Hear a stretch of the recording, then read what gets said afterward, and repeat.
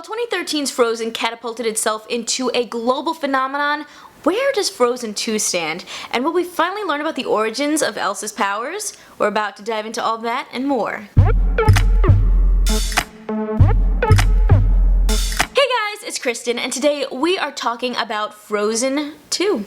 We follow Queen Elsa, Princess Anna, and all their friends as they go on an adventure far from Arendelle to learn more about Elsa's identity and her powers, and the truth behind their kingdom. Consider subscribing if you like my videos, and drop it in the comments and let me know your thoughts on Frozen 2. While Frozen 2 gives us a lot of answers that we've been dying to know about since the first movie, I do think that this sequel falls a bit short. Idina Menzel continues to get the best songs of the film with Into the Unknown and Show Yourself, and I do think they did a great job with having the soundtrack really flow very well with the storyline, but I have to say, overall, I think a lot of the songs were kind of forgettable. There also didn't seem to be a balance in the way that they told each of the characters' stories, so after a while we kind of just lost Kristoff and Sven. They open up this new storyline diving into the truth behind Arendelle's kingdom, and it feels really shoehorned in. Like they didn't really think about setting up a potential sequel in the first movie, so then they had to force this storyline in a way that doesn't fully connect. This film also didn't have a real villain, it's more of a journey of the past and self-discovery, which I think is really cool, but also it kind of lost a little bit of that urgency because there isn't like this big bad that they're going up against. I did think that there were some fun moments with Olaf rehashing the stories of Frozen 1 and 2, and the baby lizard fire spirit was so cute! But I think the big highlight of this film is that it answers the questions we've been dying to know about Elsa and her powers and where they come from, so let's explain it. Several decades ago, Elsa and Anna's grandfather, King Runeard, ruled the kingdom, and set up a treaty with the Northuldra tribe to build a dam on their land. Something goes wrong and a fight breaks out, resulting in his death and enraging the spirits of earth, water, fire, and air, who disappear and trap everyone left there in a mist in the Enchanted Forest. With the help of a mysterious woman, somehow Runeard's son, Prince Agnar, was able to escape and continue to lead Arendelle. Now we get to the main story of Frozen 2, which is set 3 years after the events of Frozen, and Queen Elsa still has this question burning inside her: where do her powers come from? Soon she begins to hear a mysterious voice calling to her in the epically high song Into the Unknown. Into the unknown! Into the unknown! Into the unknown!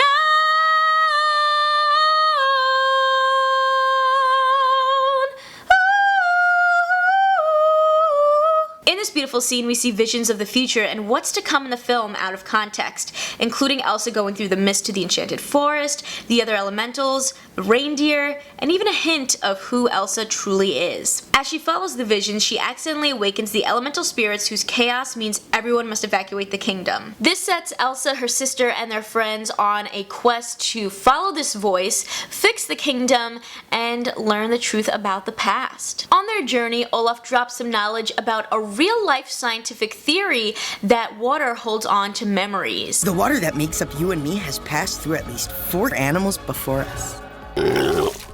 When they get to the Enchanted Forest, Elsa's touch allows them to go through the mist, and when the air spirit appears and tries to sweep everyone up, Elsa stops it with her powers, which causes a set of ice sculptures portraying scenes of the past to appear, proving Olaf's theory to be true. They're able to learn that their mother was the Northuldra woman who saved their dad's life. They also discover the Northuldra tribe and the Arendellian soldiers who've been trapped in the mist this whole time. They arrange a truce for them as they explain that even though their parents came from different worlds, they were able to unite. A Northuldra named Honeymaren also gives them some more insight into the magical world, telling them about a mysterious 5th spirit that should be able to unite people and the magic of nature. As they continue their journey, Elsa and Anna find their parents' wrecked ship and a map to a mythical river their mother told them about when they were children called Atahalin, which can give answers to the past. Using her powers, Elsa is able to pull drops of water from the ship and put together the scene of what happened to their parents, and it becomes clear that they were on a mission to Atahalin to learn more about Elsa's powers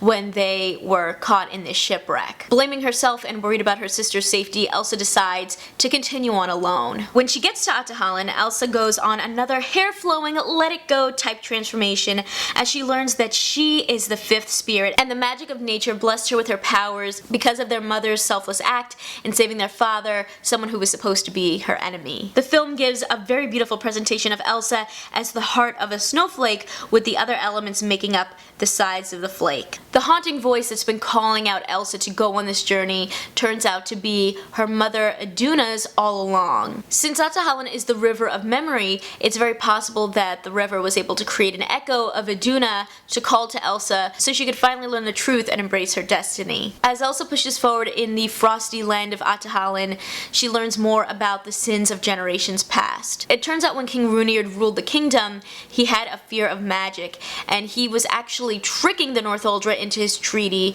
to control them. And then he literally stabbed the Northuldra leader in the back.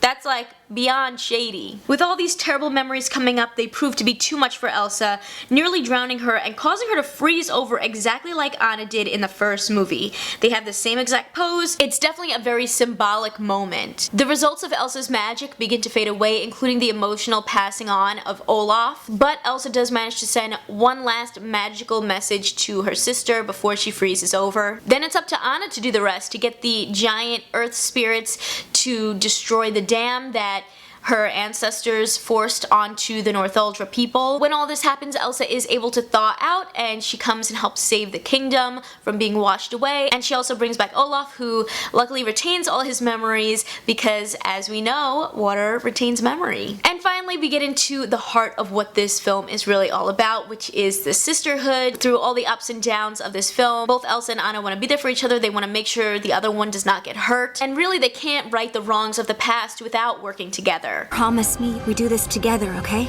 I promise. We learn that Elsa and Anna are essentially two sides of the same coin, and together they are the bridge between humanity and the magical world, with Anna becoming the Queen of Arendelle and Elsa becoming the protector of the Enchanted Forest. Now that all is right in the world, is that the end of the Frozen universe, or do you think that we're gonna get a third movie? Let me know what you think in the comments down below, and if you like this one, you can check out more of my reviews right over here. I will catch you guys in my next video. See ya! Every day's a little harder as I feel my powers grow. Don't you know there's part of me that longs to go into the unknown,